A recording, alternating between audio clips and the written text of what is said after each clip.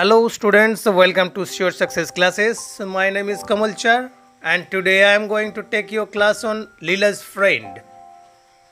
Class 11 এর প্রথম যে লেসন লীলা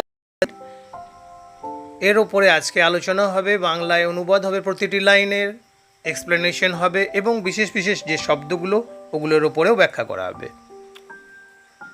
তো লীলা's ফ্রেন্ড গল্পটাকে আমি 6টা ভাগে ভাগ করে নিয়েছি।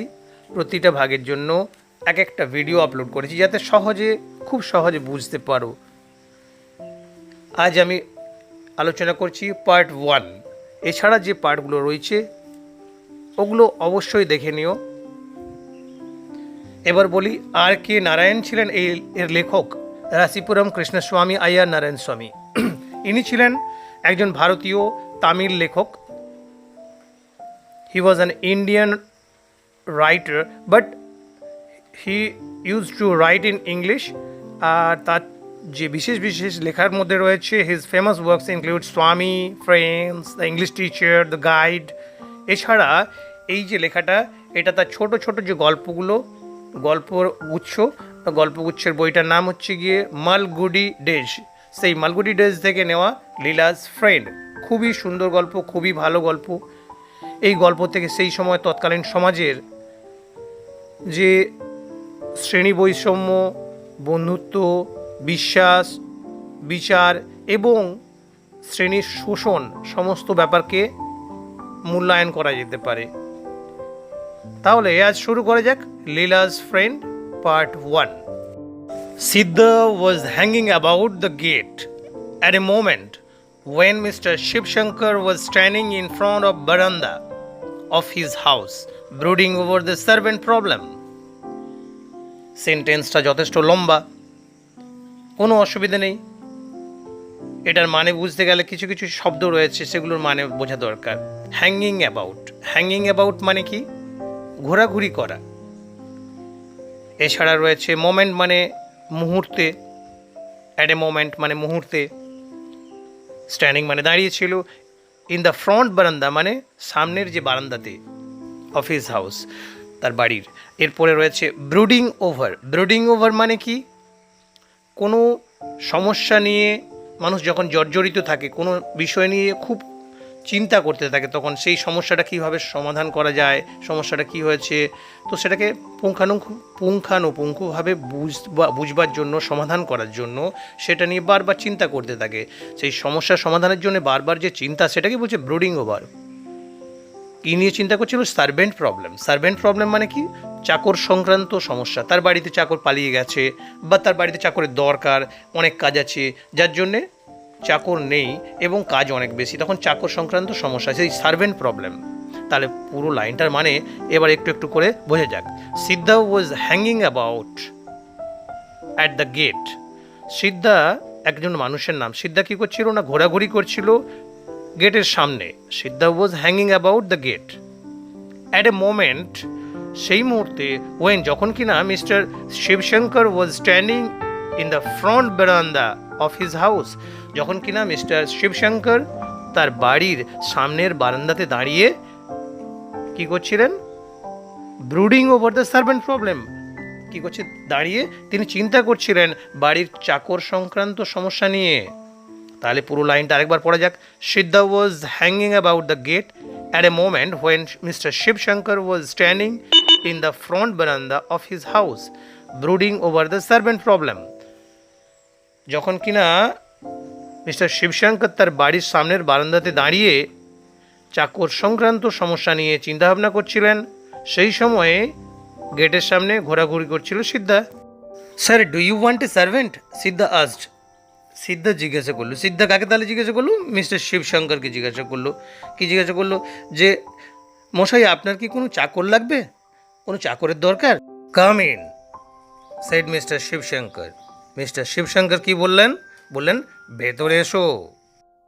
As Siddha opened the gate and came in, mister Shivshankar subjected him to a scrutiny and said to himself, does not seem to be a bad sort.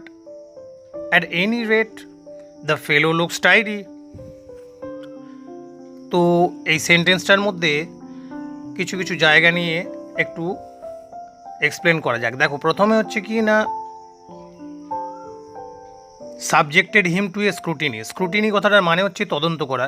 Scrutiny মানে কি, কোনো মানুষকে খুব গভীরভাবে পর্যবেক্ষণ করে তার মধ্যে ভালো মন্দ বিচার করা, সে সঠিক মানুষ কি না, হ্যাঁ, বিভিন্নভাবে সে তাকে পরীক্ষা করা, সেটাই হচ্ছে স্ক্রুটিনি। এছাড়া কি রয়েছে, bad shot, does not seem to a bad shot, লোকটা খারাপ ধরনের বলে মনে হচ্ছে না। অ্যাট এনি রেট, কোনোভাবেই নয়। দ্য ফেলো লুকস টাইডি, ফেলো মানে লোক, ফেলো লুকস টাইডি, টাইডি মানে হচ্ছে গিয়ে পরিষ্কার পরিচ্ছন্ন, গোছালো, এর ধরনের মানুষ। তাহলে লোকটাকে বেশ পরিষ্কার পরিচ্ছন্ন এবং গোছালো লাগছে।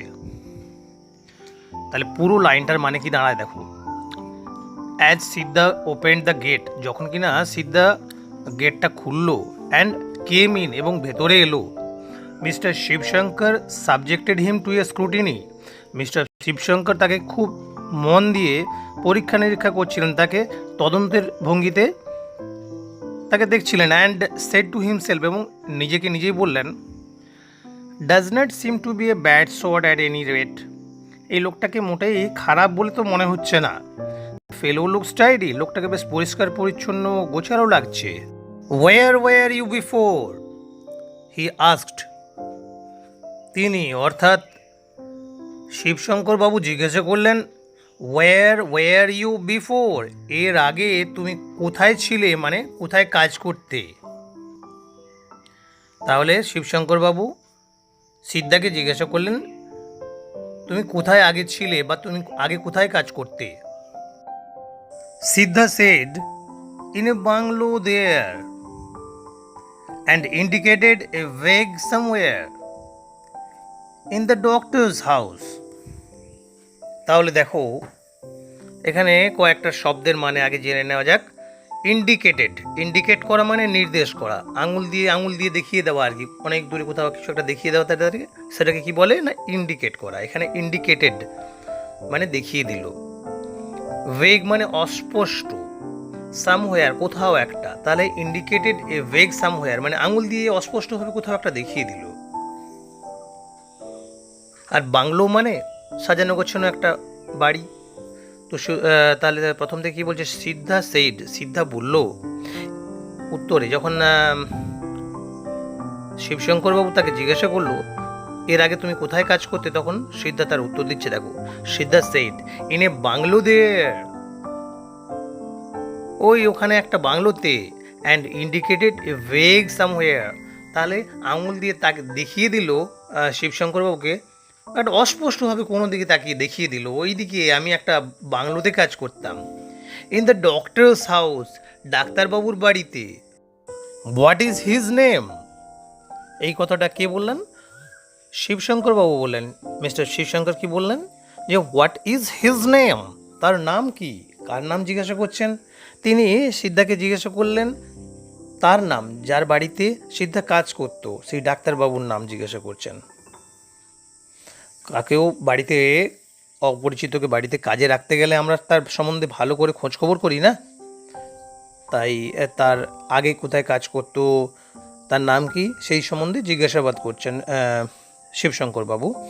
তিনি জিজ্ঞাসা করলেন হোয়াট ইজ হিজ নেম, এর আগে যেখানে কাজ করতে তার নাম কি। তখন সিদ্ধা তার জবাব দিচ্ছে, আই ডোন্ট নো মাস্টার, মালিক আমি জানি না। সিদ্ধা সেড, সিদ্ধা বলল। এবং দেখো, ওই সিদ্ধা সেডের অপোজিটেও আর একটা দেওয়া আছে, ওটাও কিন্তু ওই যে ইনভার্টেড কমার মধ্যে রয়েছে, ওটাও সিদ্ধার কথা। He lives near the market, তিনি বাজারের কাছাকাছিই থাকেন।